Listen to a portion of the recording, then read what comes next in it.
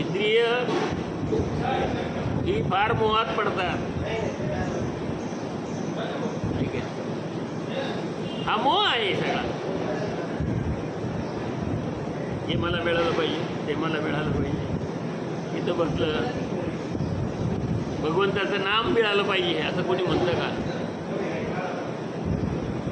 भगवंताचा प्रसाद मिळाला पाहिजे याची अपेक्षा असते. जशी असते ना, इतक्या आवडीने प्रसाद मिळाला पाहिजे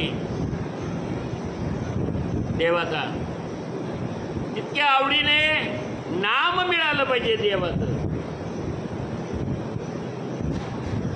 डोळ्याने भगवंताचं मुखच दिसलं पाहिजे.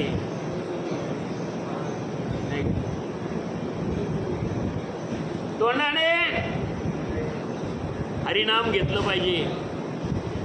हाताने पूजा केली पाहिजे. पायाने पाऊले चालती पंढरीची वाट.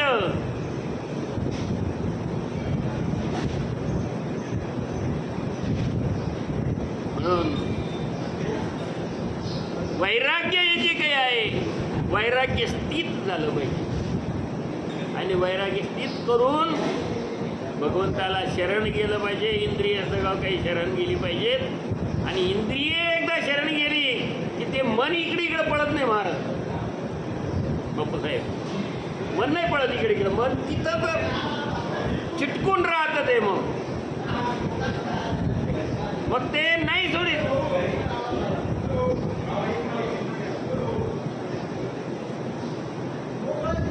म्हणून मन तिथं लागलं पाहिजे, मन चित्त तिथं लागलं पाहिजे. या सर्व गोष्टींना महत्त्व आहे.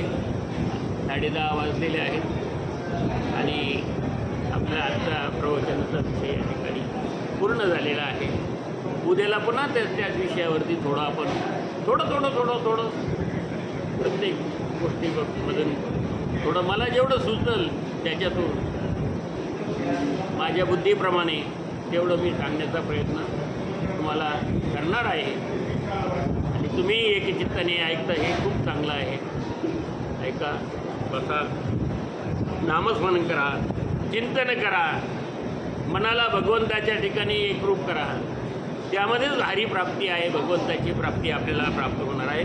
विठाला विठाला विठाला विठाला विठाला.